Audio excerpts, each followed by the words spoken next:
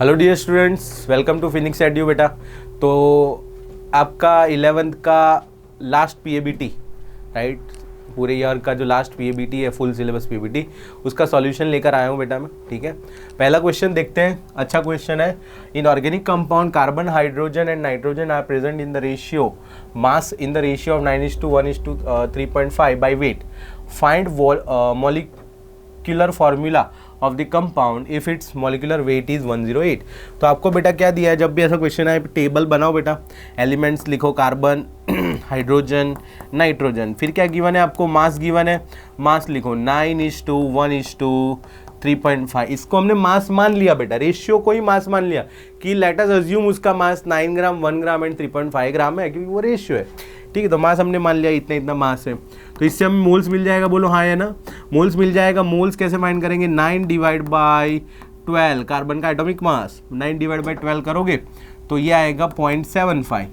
ठीक है, फिर हाइड्रोजन का मास 1 डिवाइड बाय एटॉमिक मास उसका 1 होता है, that is 1, and 3.5 divide by 14 ये आप करोगे तो ये आएगा 0.25। कितना आएगा, 0.25। नाउ ये आपको मिल गए बेटा मोल्स। अब इस मोल्स को आपको होल नंबर में कन्वर्ट करना पड़ेगा। कैसे कन्वर्ट कर सकते हैं, दो मेथड है।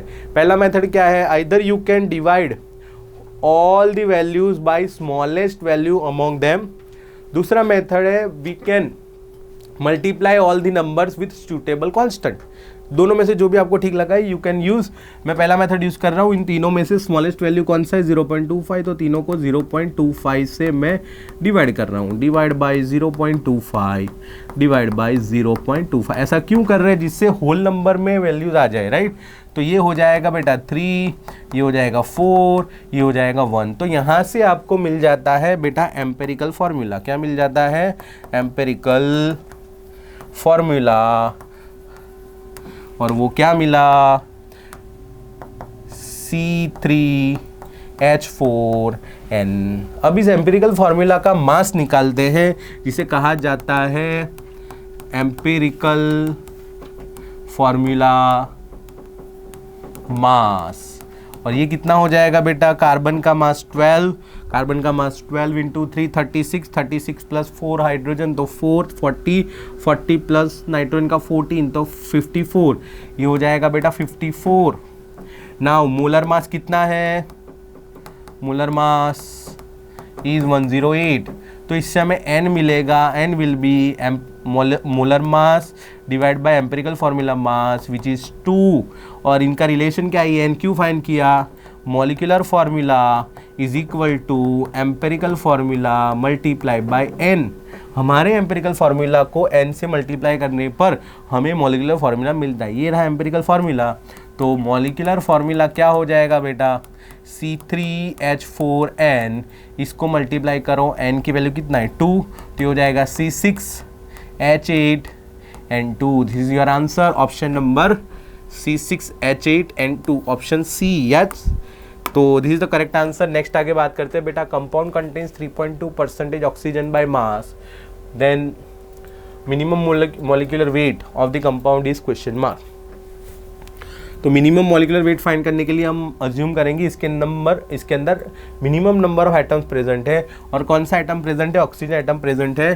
तो minimum number of oxygen is equal to 1। हम मान लेते हैं इसके अंदर एक ऑक्सीजन एटम्स प्रेजेंट है। मिनिमम मोलर मास फाइंड करना है तो उसके अंदर मिनिमम नंबर ऑफ एटम्स देखेंगे हम। तो मिनिमम नंबर ऑफ एटम्स कोई भी क्या हो सकता है, 1 हो सकता है, राइट। उसके अंदर एक ऑक्सीजन एटम प्रेजेंट है। तो mass of oxygen in compound कितना हो जाएगा बेटा, 16 हो जाएगा। तो percentage of oxygen by mass is equal to mass of oxygen divided by molar mass multiply by 100। ऐसे ही तो परसेंटेज निकालेंगे, ऑक्सीजन का mass upon total mass multiply by 100। Oxygen का मास कितना है बेटा, 16, और ये परसेंटेज ऑक्सीजन हमें दे रखा है, कितना दे रखा है, 3.2। तो therefore 3.2 is equal to oxygen का mass 16 divide by molar mass हमें फाइंड करना है इनटू 100। तो इसको सॉल्व करोगे तो मोलर मास आ जाएगा बेटा 500। कितना आ जाएगा, 500, राइट। तो इसका आंसर होगा ऑप्शन डी 500। नेक्स्ट आगे बढ़ते हैं। For which of the following set of quantum numbers an electron will have the highest energy, right. देखिए इलेक्ट्रॉन की एनर्जी हम कैसे फाइंड करेंगे, n+l रूल से। कैसे फाइंड करेंगे, n+l rule. Higher value of n+l higher will be the energy of orbital, और अगर ऑर्बिटल की एनर्जी ज़्यादा है मतलब इलेक्ट्रॉन की भी एनर्जी क्या होगी, ज़्यादा होगी। तो चार ऑप्शन के लिए n+l की वैल्यू देख लेते हैं बेटा। ऑप्शन ए 3+2 कितना है 5, ऑप्शन बी 4+3 कितना है 7, ऑप्शन सी 4+1 कितना है 5 and option D 5+0 that is 5। तो इन चारों में से हाईएस्ट वैल्यू किसका है बेटा, ऑप्शन बी 4+3 = 7। तो इसीलिए हाईएस्ट एनर्जी इस वाले इलेक्ट्रॉन की होगी। Next, a ball weight 25 moves with velocity of 6.6 into 10⁴ cm/s. Find out the de Broglie wavelength। de Broglie wavelength का फॉर्मूला लैम्बडा = h/mv, हाँ या ना। तो इसमें फॉर्मूला में वैल्यू रखो 6.6 into 10⁻34 joule into second. h की वैल्यू, m की वैल्यू कितनी गिवन है 25 ग्राम, तो 25 इंटू 10⁻³ किलोग्राम इंटू v की वैल्यू कितनी है वेलोसिटी 6.6 इंटू 10⁴ सेंटीमीटर जो है उसको मीटर में कन्वर्ट करना पड़ेगा। तो ये हो जाएगा बेटा 2 मीटर/सेकेंड, 10⁻² हो जाएगा। क्या हो जाएगा, डिवाइड बाय हमने 100 किया है इसीलिए 10⁻² हो जाएगा। तो इसका आंसर क्या हो जाएगा बेटा, ये 6.6 कट हो जाएगा, 10⁻³ 10⁻+2 -1 हो जाएगा, -1 ऊपर चला गया तो 10⁻, दैट इज 1/25 0.4 इंटू 10⁻33। और ये क्या है, लैम्बडा है, तो सारा MKS सिस्टम में रखा है तो ये मीटर में आंसर आएगा, लेकिन हमें सेंटीमीटर में आंसर दे रखा है। तो सेंटीमीटर में आंसर लाने के लिए क्या करेंगे बेटा, सेंटीमीटर में आंसर लाने के लिए हम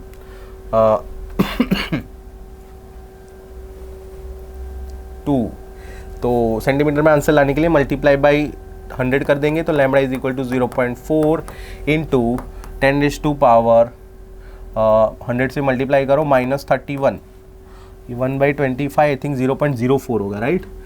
हाँ 1.25 इज 0.04 ये आ गया बेटा सेंटीमीटर में। अब हमें आंसर 4 में दिया है तो 4 इंटू 10⁻² इंटू 10⁻³ सेंटीमीटर, ये हो जाएगा 4 into 10⁻³ centimetre. This is the correct answer, right. Option number A is the correct answer. Next आगे बढ़ते हैं। The radius ratio of second excited state of hydrogen and first excited state of lithium +2 is question mark, right. अब देखिए बेटा radius ratio कौन से topic से question है ये, यस बोहर एटम से क्वेश्चन है। बोहर एटम के लिए बोहर रेडियस का फॉर्मूला क्या है, Rn = 0.529 n²/z एंगस्ट्रॉम, हाँ ये ना, राइट। Rn = 0.529 n²/z angstrom. अब इन दोनों का रेशियो निकालना है बेटा, तो R is proportional to n²/z, ठीक है। इन दोनों का रेशियो ले लो। हाइड्रोजन एटम के लिए और लिथियम एटम के लिए, लिथियम +2 एटम के लिए n की वैल्यू कितनी होगी बेटा, यहाँ पर सेकेंड एक्साइटेड स्टेट मतलब n = 3, और second excited state hydrogen atom के लिए z कितना होगा 1 होगा, और लिथियम एटम के लिए n की वैल्यू क्या दी, फर्स्ट एक्साइटेड स्टेट मतलब n = 2 एंड लिथियम का एटॉमिक नंबर 3 होता है तो z = 3। अब ये वैल्यूज रखो बेटा। Therefore R hydrogen upon R Li+2 is equal to n²। इसका n² इतना है बेटा 3² / 1 डिवाइड बाई इसका n², 2² / 3, राइट। z n²/z ये करो तो इसका आंसर हो जाएगा 3 3 = 9, 27 divide by 4। This is the answer, 27 divide by 4। Option number 4 is the correct answer, right. Next, which of the following compound used maximum D orbital in their bonding. ये कैसे पता चलेगा बेटा? उनके हाइब्रिडाइजेशन से। कैसे पता चलेगा? उनके हाइब्रिडाइजेशन से। इसका हाइब्रिडाइजेशन निकालो, आपको मिलेगा बेटा 8 + 4 12, 12/2 is 6, तो sp3d2। इसके अंदर 2 डी ऑर्बिटल्स हाइब्रिड यूज हो रही है बॉन्डिंग के अंदर।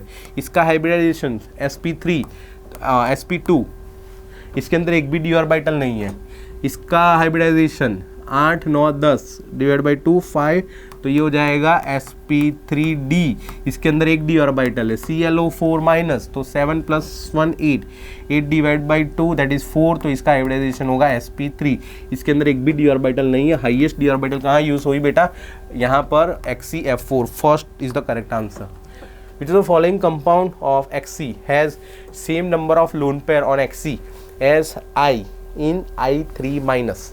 देखिए यहाँ पर थोड़ा कुछ मेंशन करना चाहिए। I सेंट्रल एटम हम कंसीडर कर लेते हैं, ठीक है। बाकी तीनों I है और तीनों I के ऊपर लोन पेयर होता है, ठीक है।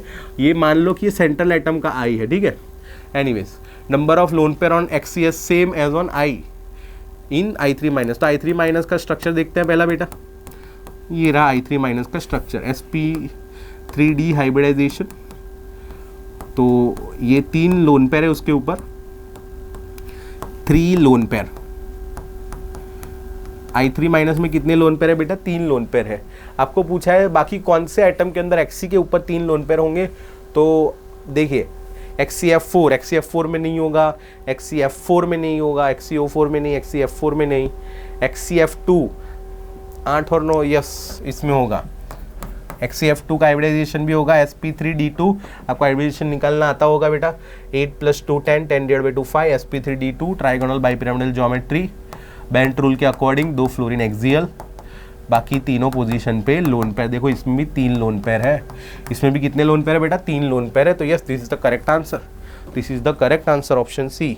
Next, in which the following pair species both species pair of species both species have same hybridization, same shape and same bond angle, ठीक है। ये पूछा है बेटा। तो इसकी बात करते हैं NF3 and NH3। NF3 and NH3 दोनों का हाइब्रिडाइजेशन sp3 होगा। दोनों के शेप भी सेम ही होंगे NF3 NH3 के, ठीक है। पिरामिडल शेप होगा दोनों का, लेकिन बॉन्ड एंगल सेम नहीं होंगे। हाइड्रोजन और फ्लोरीन दोनों की इलेक्ट्रोनेगेटिविटी अलग है, तो बॉन्ड एंगल क्या होगा बेटा? अलग अलग होगा। इसलिए फर्स्ट ऑप्शन निकल गया। Second option CO2 and SiO2। CO2 का स्ट्रक्चर आप जानते हो बेटा, ऐसे होता है। SiO2 का स्ट्रक्चर ऐसे होता है बेटा, पॉलीमरिक फॉर्म रहता है इसका। SiO2 जो है वो पॉलीमरिक फॉर्म रहता है, वो नॉर्मल CO2 की तरह नहीं होता। ये आपने पढ़ा होगा, right.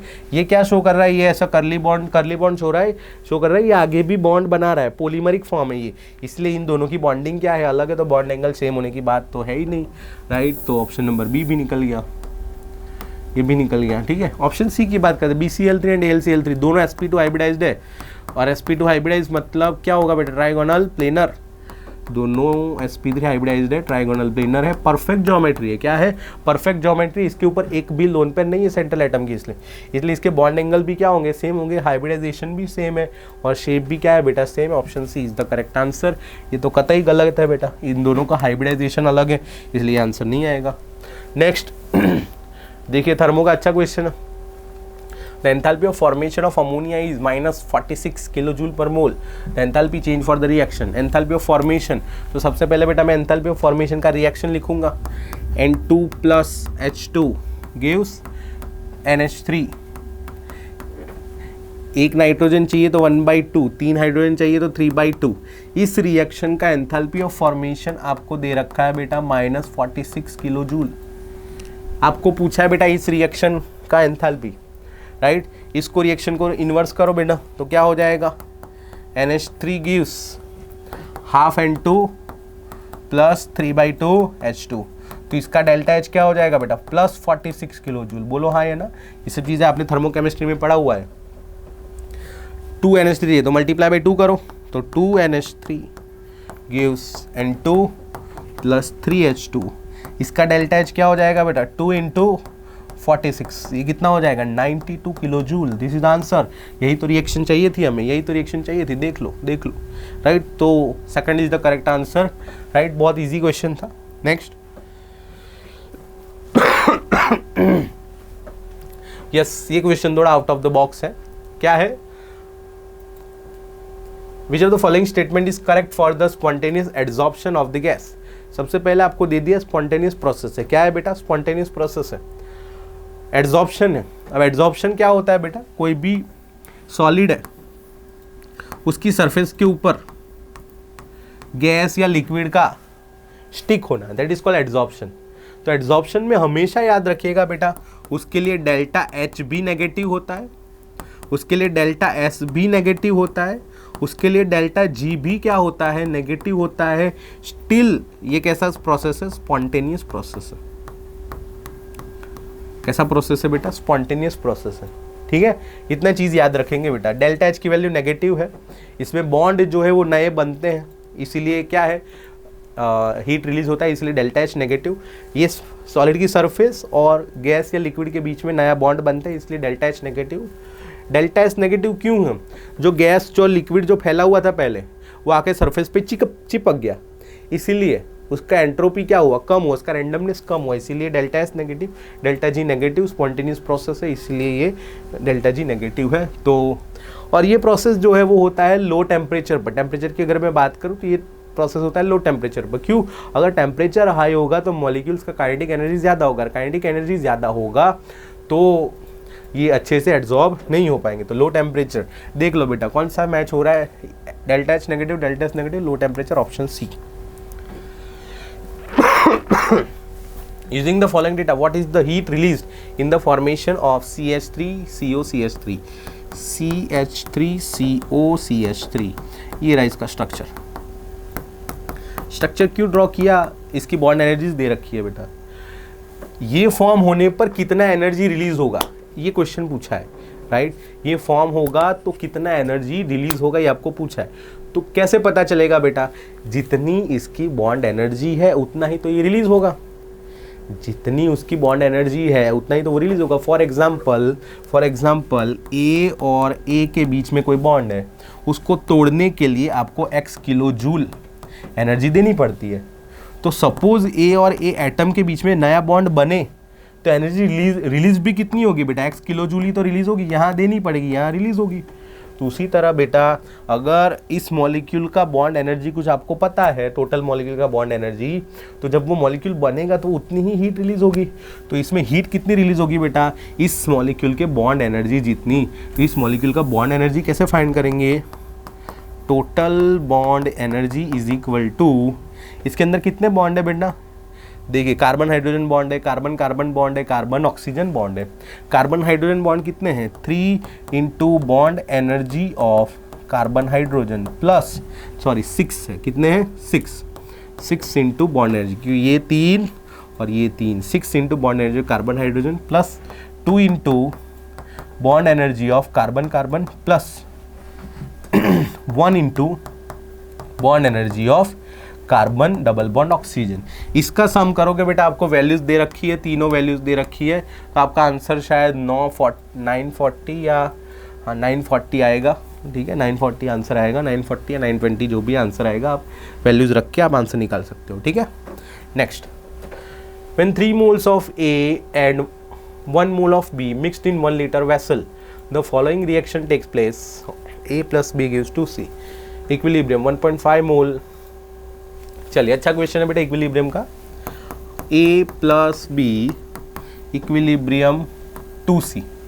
Initially 3 moles and 1 moles of each are 3 moles and 1 mole are taken. ये खाली T इज इक्वल टू 0 पे। अब T is equal to equilibrium पर मान लो ये 3 माइनस अल्फा गया तो ये भी 1 माइनस अल्फा जाएगा और ये कितना बनेगा? 2 अल्फा। C का मोल्स है 1.5, C का मोल्स कितना है? 1.5। तो therefore 2 alpha is equal to 1.5। तो बेटा alpha is equal to 1.5 divide by 2, alpha कितना हो जाएगा? 0.75। कितना हो जाएगा?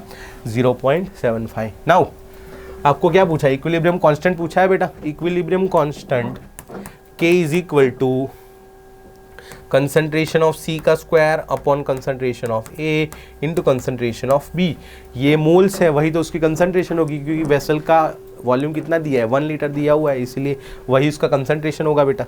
तो 3 माइनस अल्फ़ा, 3 माइनस 0.75 कितना हो जाएगा बेटा? ये 2.25 1 माइनस 0.75, ये हो जाएगा 0.25 और ये हो जाएगा 2 अल्फ़ा दैट इज़ 1.5। ठीक है, अब ये वैल्यूज़ रखो बेटा, तो ये हो जाएगा 1.5 का स्क्वायर अपॉन ए की वैल्यू 2.25 इंटू बी की वैल्यू 0.25। इसको सॉल्व करोगे बेटा आपका आंसर आ जाएगा 4, क्योंकि 1.5 का स्क्वायर 2.25 2.25 कट हो जाएगा 1 अपॉन 0.25 दैट इज़ 4। ये आपका आंसर है के इक्विलिब्रियम। इसका क्या होगा बेटा 4 option D. Next, for the reaction Kp is वाहियात क्वेश्चन, देख लो बेटा एकदम सिंपल सा क्वेश्चन है। Kp is equal to Kc, greater than Kc, less than Kc, 0, right. कैसे पता चलता है बेटा Kp Kc का रिलेशन क्या है? Kp is equal to Kc RT की पावर डेल्टा Ng। मैंने आपको बता रखा है, ये। अब इसमें क्या होता है, हमने रीजनिंग लिखी थी कि अगर डेल्टा Ng ग्रेटर देन 0 है तो क्या होगा, Kp greater than Kc। Delta Ng less than 0 है तो क्या होगा, Kp लेस देन Kc। और अगर डेल्टा Ng इक्वल टू 0 है तो क्या होगा, Kp is equal to Kc। बताओ बेटा यहाँ पर डेल्टा Ng क्या होगा, यहाँ पर डेल्टा Ng हो जाएगा 3 + 1 - 2 दैट इज 2। तो पॉजिटिव वैल्यू है इसलिए ये वाला होगा, तो Kp is greater than Kc। तो Kp is greater than Kc, option A tick करो और आगे बढ़ो। If equal volume of 0.1 molar NH4OH and 0.1 molar HCl are mixed, then pH of resulting solution will be question mark, right। अच्छा question है equilibrium का। NH4OH plus HCl, इन दोनों की reaction क्या बनेगी बेटा, NH4Cl प्लस H2O। इसका 0.1, इसका 0.1, शुरुआत में ये दोनों 0 है और T is equal to T पे ये दोनों कंप्लीट रिएक्ट कर जाएंगे 1:1 रेशियो में। तो 0.1 माइनस 0.1 0 हो जाएगा, ये भी क्या हो जाएगा 0 हो जाएगा, और ये कितना बन जाएगा 0.1। पानी तो एक्सेस में होगा वाटर, तो उसकी तो कोई टेंशन लेनी नहीं है। तो हमारे पास फाइनल सॉल्यूशन में क्या बचा बेटा, NH4Cl बचा है 0.1 मोलर और बहुत सारा पानी बचा है, बाकी कुछ नहीं बचा है।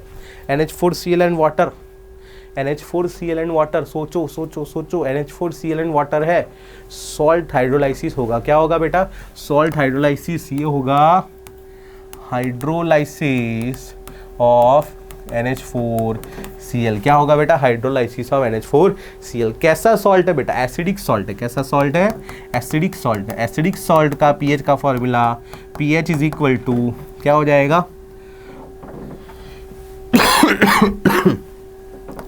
इसका हो जाएगा formula 7 - half pKb - half log C।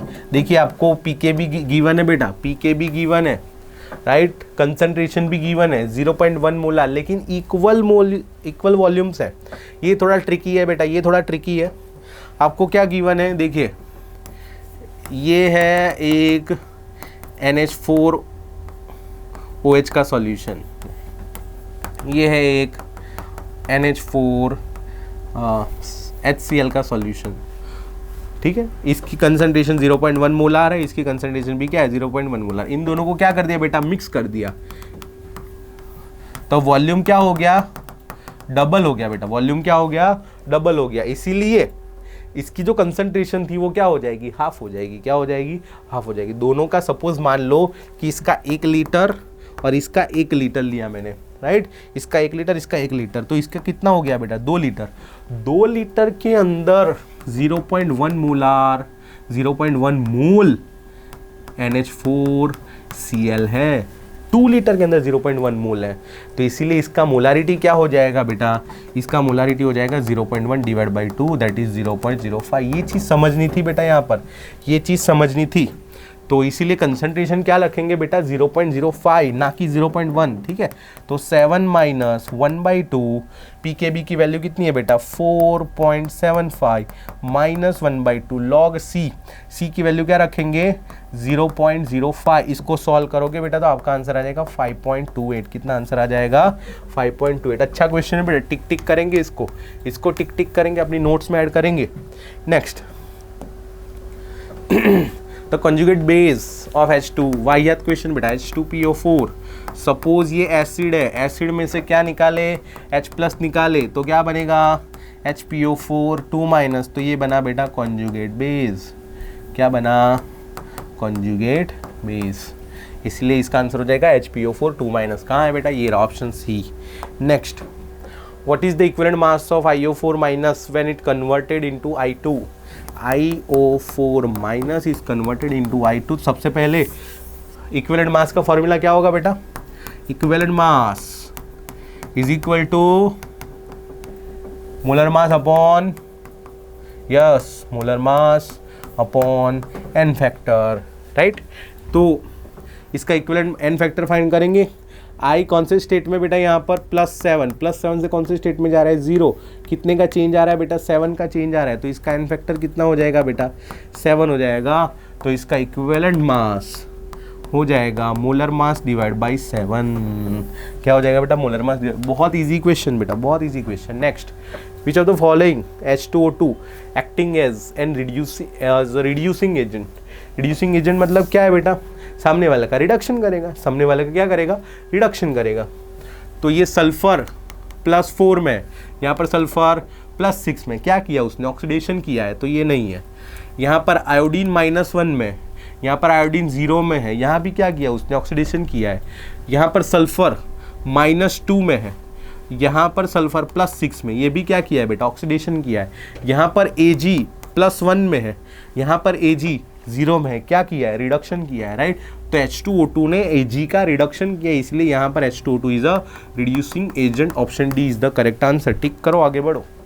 जो तो फॉलोइंग हैज लार्जेस्ट रेडियस। देखिए बेटा, जब भी ऐसा क्वेश्चन आए और अगर पॉसिबल है एटम्स लिखने का, क्योंकि हमने सारे ऑर्डर तो कर रखे हैं लेकिन एटम्स के फॉर्म में किए, ऐसे इलेक्ट्रॉनिक कन्फिग्रेशन के फॉर्म में नहीं किए, इसलिए कई बार क्या होता है? गलती होती है। तो हम क्या करेंगे? गलती को अवॉइड करने के लिए जब भी ऐसा इलेक्ट्रॉनिक कन्फिग्रेशन दिया हो उसके बदले हम एटम्स लिखेंगे।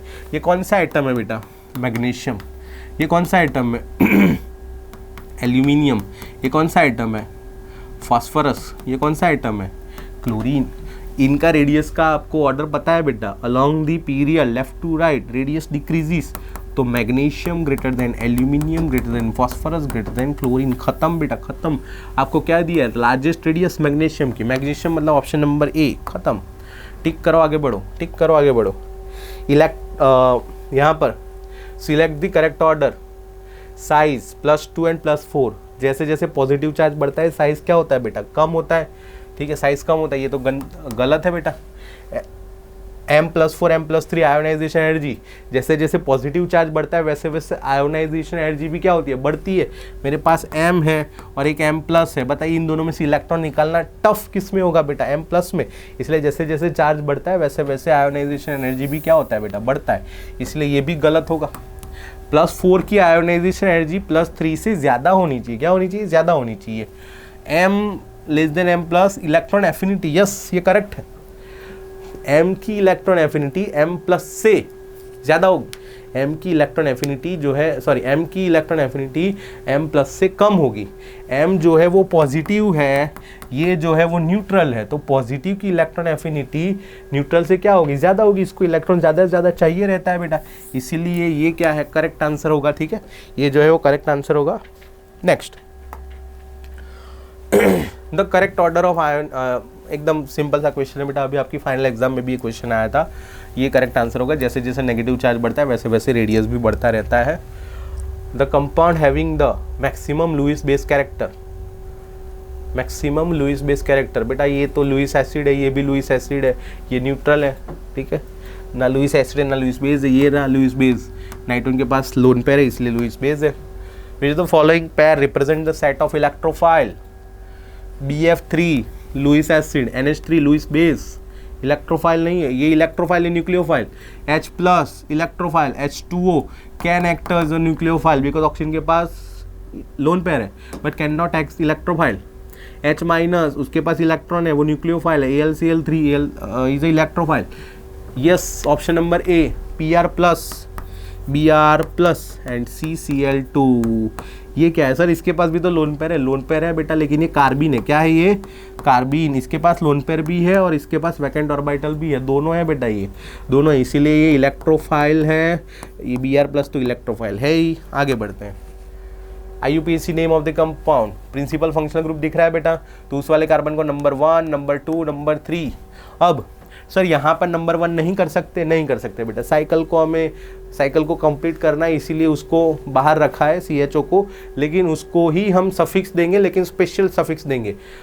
जब वो मेन चेन में ना हो तो हम उसको स्पेशल सफिक्स देते हैं, और CHO का स्पेशल सफिक्स है कार्बाल्डिहाइड बेटा, ठीक है। तो ये हो जाएगा 3 पर methyl cyclohexane carbaldehyde, option number 1। Next, total number of geometrical isomer possible of this compound. देखिए इसमें फॉर्मूला होता है, फॉर्मूला याद रखने की कोई ज़रूरत नहीं है।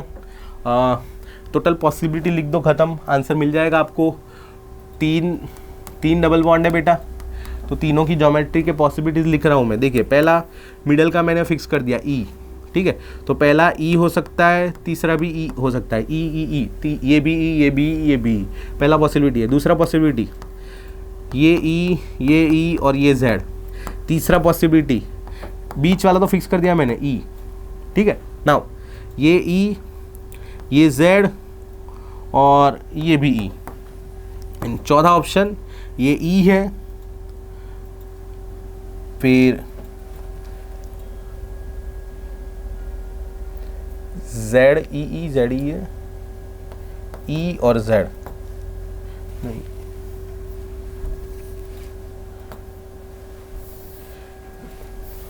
EEE, EZ, EE, EZ, हाँ ZZ, यस ZZ। ये 4 पॉसिबिलिटी हो गई बेटा, ये 4 पॉसिबिलिटी। दूसरा पॉसिबिलिटी क्या हो सकता है, बीच वाले को Z फिक्स कर दो, उसके भी टोटल 4 कॉम्बिनेशन बनेंगे।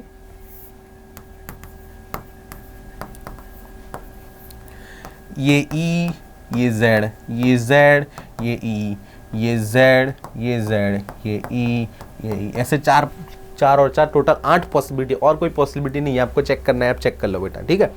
अब टोटल इसके GI कितने बन सकते हैं, 8। लेकिन इसको ध्यान से देखिए बेटा, ये एक सिमेट्रिकल आल्कीन है। क्या है, सिमेट्रिकल आल्कीन। तो सिमेट्रिकल के लिए EEZ लिखूं या फिर ZEE लिखूं, दोनों क्या होगा, सेम होगा।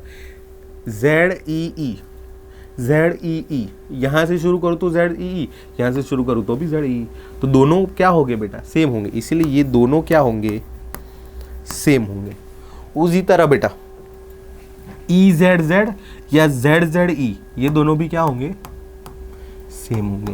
तो इसलिए टोटल कितने मिल रहे हैं बेटा, 1 2 3 4 5 6, टोटल कितने मिल रहे हैं, 6। आपको कोई फॉर्मूला याद रखने की जरूरत नहीं है। Next, for the azimuthal quantum number L is equal to 1, maximum number of electron will be, for azimuthal quantum number L is equal to 1, yes, L is equal to 1 मतलब कौन सी ऑर्बिटल बेटा, L is equal to 0 मतलब S subshell, L is equal to 1 मतलब P subshell, right. तो इसमें कितने electron जा सकते हैं बेटा, P सबशेल में 6 इलेक्ट्रॉन जा सकते हैं। Option B is the correct answer. Which of the following central atom is sp2 hybridize, BF3 sp2 hybridize है, ये NiSiH3। इसके अंदर अगर आप देखोगे बेटा तो नाइट्रोजन के पास 3 सिग्मा बॉन्ड और 1 लोन पेयर, तो इसका N इज इक्वल टू 4 आना चाहिए, लेकिन ड्यू टू बैक बॉन्डिंग ये लोन पेयर हम हाइब्रिडाइजेशन में काउंट नहीं करेंगे, इसलिए इसका N इज इक्वल टू क्या होगा, 3 होगा, इसीलिए ये भी क्या है, sp2 है। CCl3, इसमें भी क्या होता है बेटा, बैक बॉन्डिंग होता है। क्लोरीन की वैकेंट ऑर्बिटल के अंदर, ये लोन पर चला जाता है, इसीलिए इसका भी N इज इक्वल टू क्या होगा, 3 होगा बेटा, ये भी sp2 है। तो इसका करेक्ट आंसर क्या होगा बेटा, option D all of them, option D all of them, ठीक है। तो चलिए तो नेक्स्ट क्वेश्चन देखते हैं। 72, calculate the enthalpy of combustion of C8H18 octane का with the help of given values. Enthalpy of formation आपको गिवन है बेटा, तो कंबशन डेटा पूछा है यूजिंग एंथैल्पी ऑफ फॉर्मेशन, ठीक है। तो calculate the enthalpy of combustion reaction लिखना आता है सबको, yes. CO2 plus H2O, C8 तो 8 CO2, हाइड्रोजन 18 तो ये हो जाएगा 9 H2O, राइट। और ऑक्सीजन कितना हो जाएगा बेटा 25/2, राइट, 16 + 9 मतलब 25, 25/2। This is the reaction, right, this is the reaction. Now इस रिएक्शन का आपको एंथैल्पी पूछा है, तो एंथैल्पी ऑफ रिएक्शन मुझे जब निकालना हो यूजिंग एंथैल्पी ऑफ फॉर्मेशन, तो क्या करते हैं बेटा हम, summation of enthalpy of formation of products minus summation of enthalpy of formation of reactant, ऐसे करते हैं, राइट। जब हमें एंथैल्पी ऑफ रिएक्शन फाइंड करना हो using heat of formation, heat of formation का यूज़ करके हमें एंथैल्पी ऑफ रिएक्शन निकालना हो, तब हम ये करते हैं। तो सेम चीज़ बेटा यहाँ पर करनी है आपको, सेम चीज़ यहाँ पर आपको वही करनी है। देखिए क्या हो जाएगा इसका एंथैल्पी ऑफ रिएक्शन, और वही तो एंथैल्पी ऑफ कंबशन होगा, तो ये हो जाएगा बेटा 8 times enthalpy of formation of CO2 कितना है -349, ठीक है, प्लस 9 टाइम्स H2O का एंथैल्पी ऑफ फॉर्मेशन कितना है -286, माइनस रिएक्टेंट, इसका एंथैल्पी ऑफ फॉर्मेशन है -250, राइट, और ऑक्सीजन O2 जो है उसका एंथैल्पी ऑफ फॉर्मेशन 0 होता है, वो अपने स्टैंडर्ड स्टेट में, इसलिए इसको सॉल्व करेंगे बेटा, इसको सॉल्व करेंगे तो 349 × 8, 349 × 8 ये हो जाएगा -2792, फिर 286 × 9 ये हो जाएगा -2574, और ये माइनस माइनस प्लस हो जाएगा 250, ठीक है। तो 2792 प्लस 2574 माइनस 250 ये हो जाएगा बेटा 1 मिनट, तो 8 × CO2 349, 394 × 8, ओके, इसका आंसर है -3152, इसका आंसर है -3152, तो 3152 प्लस 2574 माइनस 250, यस, इसका आंसर आ रहा है -5476। This is the correct answer, option C -5476 kilo joule. आगे बढ़ते हैं बेटा, आगे बढ़ते हैं। यस, एकदम इजी क्वेश्चन बेटा। इक्विलिब्रियम कांस्टेंट Kp आपको गिवन है, डेल्टा जी पूछा है, delta G0 is equal to -RT ln Kp, कोई भी के इक्विलिब्रियम तो Kp भी हो सकता है, Kc भी हो सकता है, कुछ भी हो सकता है, -R की वैल्यू 2 कैलोरी, क्योंकि हमें कैलोरी में आंसर चाहिए इसलिए, T की वैल्यू कितना है 27 डिग्री सेल्सियस, तो 300 केल्विन, ln को लॉग में कन्वर्ट करो, कैसे, इंटू 2.303 लॉग Kp की वैल्यू कितनी है बेटा 10⁻⁻8, 10⁻⁻8, तो हो जाएगा -2 × 300 × 2.303 इंटू -8 आगे आ जाएगा, log 10 1 होता है, ठीक है। इसको सॉल्व करेंगे तो आई गेस आंसर जो है वो ऑप्शन नंबर फर्स्ट आएगा, 2 × 300 × 2.303 × 8, राइट, यस, 11054, पॉजिटिव में आएगा, माइनस माइनस प्लस कैलोरी, इसको किलो कैलोरी में कन्वर्ट करो, 11.054 kilo calorie, right. Next, the value of solubility product KSP is question mark, AlOH thrice के लिए AlOH थ्राइस, तो Al 3+ and OH -3 times, right. Suppose इसका solubility S है, इसका solubility क्या होगा बेटा 3S होगा, तो KSP कितना हो जाएगा बेटा, KSP is equal to S × 3S का क्यूब, तो ये कितना हो जाएगा बेटा 27S⁴। Now what you are given, Al 3+ का कंसंट्रेशन, तो therefore you are given S is equal to 10⁻⁵ molar, S की वैल्यू सीधी दे रखी है बेटा, S की वैल्यू सीधी दे रखी है, and therefore KSP is equal to 27 10⁻⁵ उसकी पावर 4, तो ये कितना हो जाएगा बेटा 27 × 10⁻⁻20, this is the correct answer, option number A, B, option number B, 27 × 10⁻⁻20। Next आगे बढ़ते हैं, which of the following has lowest cation to anion size ratio, cation to anion, इसको लोएस्ट रखना है बेटा, लोएस्ट कैसे रख सकते हैं,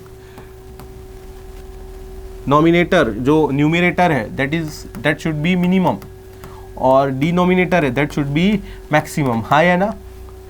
अगर कैटायन का रेडियस मिनिमम रखे और एनायन का रेडियस मैक्सिमम रखे तो हमें स्मॉलेस्ट वैल्यू मिल जाएगी, राइट। अगर x बाई वाई की वैल्यू हमें मिनिमम चाहिए तो x की वैल्यू कम रखनी पड़ेगी और y की वैल्यू क्या रखनी पड़ेगी, ज़्यादा रखनी पड़ेगी। तो स्मॉलेस्ट कैटायन कौन सा है इन दोनों, इनमें से?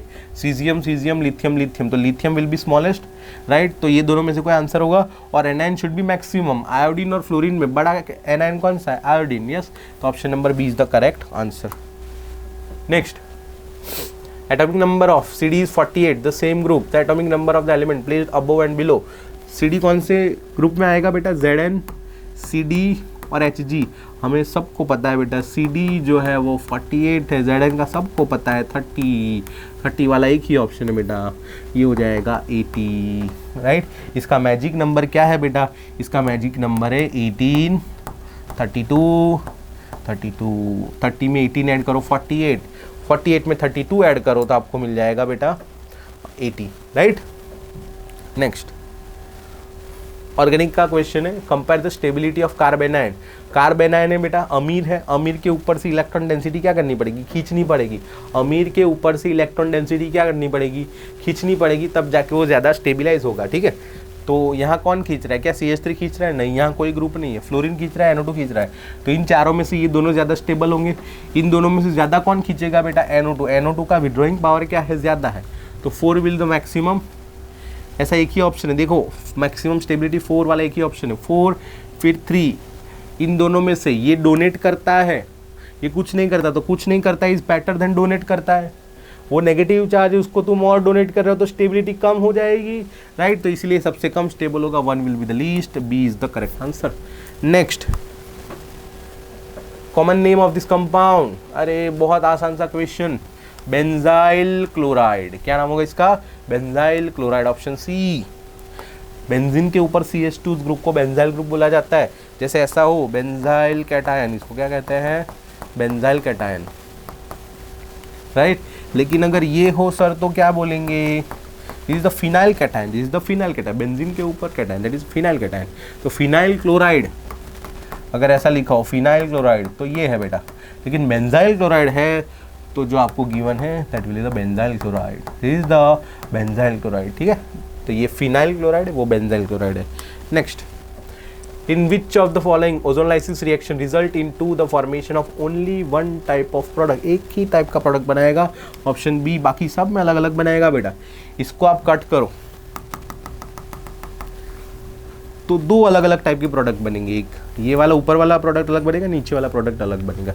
इसको आप कट करो तो ये एक अलग प्रोडक्ट बनेगा, ये एक अलग प्रोडक्ट बनेगा। इसको आप कट करो बेटा तो देखो ये मिथाइल ग्रुप वाला अलग प्रोडक्ट बनेगा, बाकी ये दोनों प्रोडक्ट क्या बनेंगे, सेम बनेंगे। लेकिन इसको कट करो बेटा, सब सेम बनेगा बेटा, सब सेम बनेगा। तीनों प्रोडक्ट कैसे बनेंगे, सेम बनेंगे, एक ही टाइप का प्रोडक्ट बनेगा, option B. Next, number of orbitals associated with quantum number n is equal to 4 and ms is equal to +½ n is equal to 4 मतलब 4th ऑर्बिट है बेटा। 4th ऑर्बिट में कौन सी ऑर्बिटल होती है, 4s, 4p, 4d and 4f, आगे नहीं होती, राइट। अब कौन सी ऑर्बिटल्स है, तो 4s में 1 ऑर्बिटल, 4p में 3 डब्बे 3 ऑर्बिटल, 4d में 5 डब्बे 5 ऑर्बिटल और 4f में 7 ऑर्बिटल्स, राइट। ये सारी ऑर्बिटल है, ये हो गई orbitals. Number of orbital associated with quantum number n is equal to 4 and ms is equal to +½ अब देखिए बेटा, इसमें 2 इलेक्ट्रॉन जा सकते हैं, इस एक ऑर्बिटल में 2 इलेक्ट्रॉन जा सकते हैं, एक ms इज इक्वल टू +½ एक ms इज इक्वल टू -½ या फिर एक ms इज इक्वल टू -½ दूसरा ms इज इक्वल टू +½ लेकिन यहाँ पर ms की वैल्यू फिक्स कर दी है, मतलब कोई एक ही इलेक्ट्रॉन की बात हो रही है बेटा। तो सब में एक एक इलेक्ट्रॉन जाएगा, 2 इलेक्ट्रॉन नहीं जाएंगे तो 1 2 3 4 5 6 7 8 9 10 11 12 13 14 15 और 16 इलेक्ट्रॉन जाएंगे बेटा। कितने इलेक्ट्रॉन जाएंगे, 16। इसका करेक्ट आंसर होगा 16, राइट। क्योंकि ms की वैल्यू क्या कर दी, फिक्स। ऐसा बोला होता कि n इज इक्वल टू 4 के साथ एसोसिएटेड ऑर्बिटल्स टोटल कितनी है, तो उसका आंसर क्या होता बेटा, ये 7 + 5 12, 12 प्लस 4 16, राइट, 16 आंसर होता है इसका, right. Total electrons associated with n is equal to 4, तो उसका आंसर हो जाता बेटा कितना हो जाता 36, कितना नहीं 32 हो जाता, क्या हो जाता 32, सब में दो इलेक्ट्रॉन जाएंगे तो 32 हो जाता, ठीक है। Next, photo electric effect is maximum in, photo electric effect depends on the work function. तो वर्क फंक्शन जो है, वर्क फंक्शन की वैल्यू जो है दैट इज द लिथियम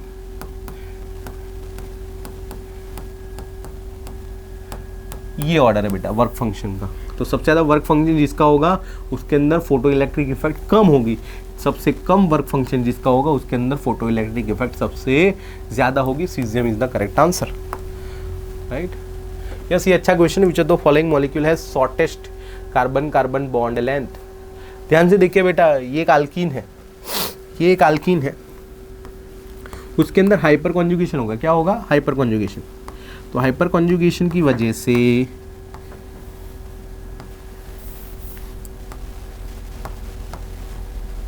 कुछ ऐसा बनेगा बेटा। तो यहां जो डबल बॉन्ड था वो क्या बन गया? Single bond. वो क्या बन गया? Single bond. मतलब इस वाले बॉन्ड में सिंगल बॉन्ड कैरेक्टर है, तो जितना हाइपर कॉन्जुगेशन ज्यादा होगा उतना सिंगल बॉन्ड कैरेक्टर ज्यादा होगा। तो यहाँ पर कितने अल्फा एच है बेटा? 6 अल्फा एच है। तो यहाँ पर 6 अल्फा एच के करस्पॉन्डिंग हाइपर कॉन्जुगेशन होगा। यहाँ पर इस अल्किन को देखिए, यहाँ पर क्या होगा बेटा? रेजोनेंस होगा। क्या होगा? रेजोनेंस होगा। यहाँ पर क्या होगा? रेजोनेंस होगा। तो ड्यू टू रेजोनेंस जो डबल बॉन्ड था वो क्या बन गया? Single bond. जो डबल बॉन्ड था वो क्या बन गया? Single bond. तो due to resonance option C में भी क्या है? सिंगल बॉन्ड कैरेक्टर है। क्या है? Single bond character. तो सिंगल बॉन्ड कैरेक्टर आने से डबल बॉन्ड की लेंथ क्या होती है? बढ़ती है। लेंथ क्या होती है? बढ़ती है। अगर प्योर डबल बॉन्ड है तो उसका बॉन्ड लेंथ कम होगा, अगर वो पार्शियल सिंगल बॉन्ड है तो उसका बॉन्ड लेंथ ज़्यादा है। समझ आ रहा है? तो ज़्यादा डबल बॉन्ड कैरेक्टर है तो बॉन्ड लेंथ कम होगी, और कम डबल बॉन्ड ज़्यादा डबल बॉन्ड कैरेक्टर है, सिंगल बॉन्ड कैरेक्टर है तो उसकी बॉन्ड लेंथ बढ़ेगी। ठीक है। इसमें भी क्या होगा बेटा? हाइपर कॉन्जुगेशन होगा। 3 अल्फा एच की वजह से हाइपर कॉन्जुगेशन होगा। इसमें हाइपर कॉन्जुगेशन, इसमें हाइपर कॉन्जुगेशन, इसमें रेजोनेंस, इन तीनों वजह से जो डबल बॉन्ड है वो परफेक्ट डबल बॉन्ड नहीं है, उसमें सिंगल बॉन्ड नेचर जो है वो आता रहता है। तो उसकी वजह से उसका बॉन्ड लेंथ जो है वो क्या होगा? बढ़ेगा। ठीक है। आपको क्या पूछा है बेटा? शॉर्टेस्ट पूछा है। शॉर्टेस्ट मतलब देखिए ऑप्शन डी को ध्यान से देखिए, ऑप्शन डी को ध्यान से देखिए, ना उसमें रेजोनेंस है ना उसमें हाइपर कॉन्जुगेशन है। ये डबल बॉन्ड जो है वो परफेक्ट डबल बॉन्ड है, उसके अंदर कोई भी सिंगल बॉन्ड कैरेक्टर नहीं है, इसलिए ये carbon carbon double bond shortest होगा। क्या होगा बेटा? शॉर्टेस्ट होगा। आगे बढ़ते हैं। आपको यूनिट पूछा है, यूनिट ऑफ केपी। मैंने आपको बताया बेटा केपी का यूनिट कैसे लिखेंगे बेटा? Delta N. एटीएम में दिया है एटीएम की power delta N G, that's it. ATM की पावर डेल्टा एन जी। इसका डेल्टा एन जी क्या होगा बेटा? डेल्टा एन जी यहाँ पर 2 गैसियस प्रोडक्ट्स माइनस 1 + 1 कितना हो गया बेटा? 0। डेल्टा एन जी की पावर 0 और तो एटीएम की पावर 0 मतलब 1। मतलब इसका यूनिट क्या होगा? Unit of KP 1। यूनिट थोड़ी होता है, दैट इज अ यूनिटलेस। ये क्या है? यूनिटलेस। अगर डेल्टा एन जी 0 है तो केपी का कोई यूनिट नहीं होगा, यूनिटलेस क्वांटिटी है। Next, correct order of oxidation state of nitrogen in NO, N2O, NO2 and N2O3। Right.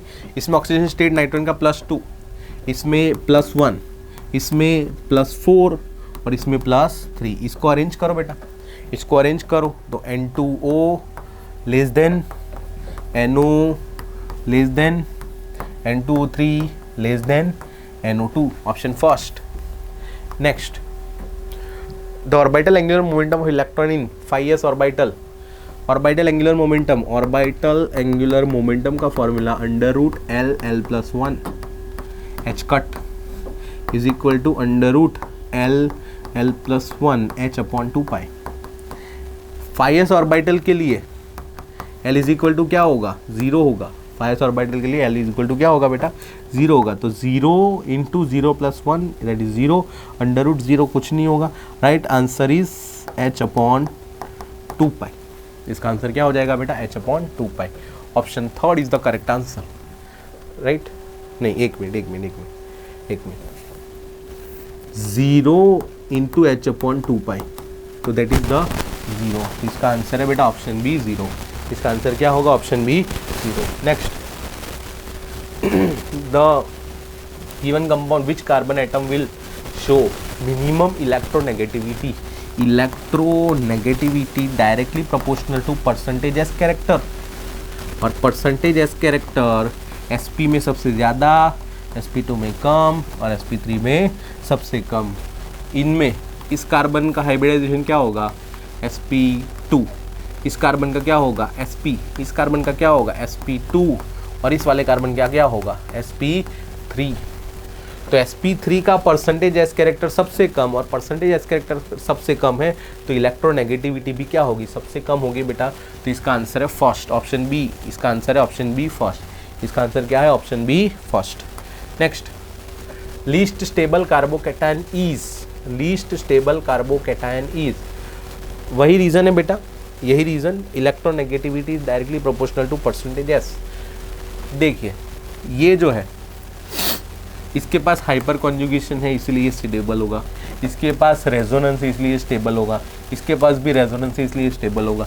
ये बैठा है बेटा sp2 कार्बन के ऊपर जो ऑलरेडी इलेक्ट्रोनेगेटिव है, उसके ऊपर जाके पॉजिटिव बैठा है, स्टेबिलिटी कहाँ से आएगी बेटा, दिस इज लीस्ट स्टेबल। जब भी बेटा डबल बॉन्ड या ट्रिपल बॉन्ड के ऊपर, जब भी डबल बॉन्ड या ट्रिपल बॉन्ड के ऊपर कैटायन आ जाए उसकी स्टेबिलिटी बहुत कम है।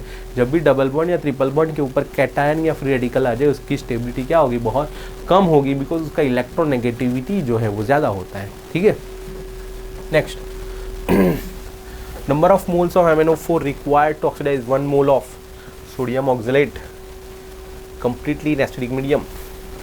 तो बेटा रिएक्शन लिखना पड़ेगा, MnO4 minus plus C2O4 2 minus क्या बनता है, Mn2 plus plus CO2। Mn plus 7 में है, प्लस 2 में गया, कितने का चेंज आया बेटा, 5 का चेंज। ये प्लस 3 में है, प्लस 4 में गया, कितने का चेंज आया बेटा, 1 का चेंज, लेकिन 2 कार्बन है इसलिए multiply by 2, answer is 2। Oxidation number method, ठीक है, क्रॉस मल्टीप्लाई कर देंगे, तो इसको 2 से मल्टीप्लाई कर दिया, इसको 5 से मल्टीप्लाई कर दिया, तो ये हो जाएगा बेटा 2, ये हो जाएगा बेटा 5। तो क्या मिल रहा है यहाँ पर कि 5 मोल C2O4 2 माइनस के लिए हमें चाहिए 2 मोल MnO4 माइनस, तो 1 मोल C2O4 2 माइनस के लिए कितना मोल चाहिए। तो इसका आंसर हो जाएगा बेटा 1 into 2 divide by 5, that is answer is 0.4। इसका आंसर क्या हो जाएगा बेटा 0.4, ऑप्शन कौन सा, D, option D. Next,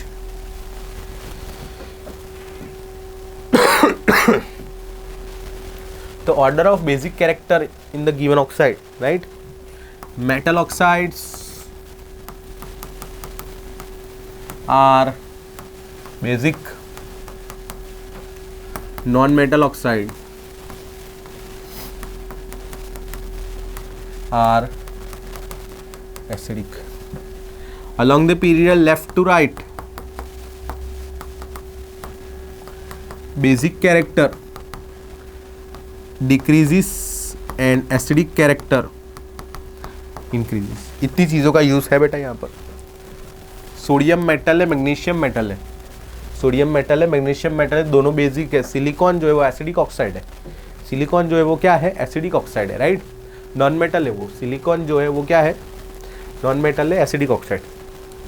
okay, तो Na और Mg में कैसे डिसाइड करेंगे बेटा, तो Na और Mg में along the period left to right जाने पर बेसिसिटी क्या होता है, डिक्रीज होता है, इसलिए Na ज़्यादा बेसिक होगा Mg से, बस। और सिलिकॉन तो है ही दोनों से कम, तो इसका आंसर होगा first option. Next, last question बेटा, अच्छा क्वेश्चन है। Order of boiling point of compounds in pentane, isopentane, hexane and isohexane.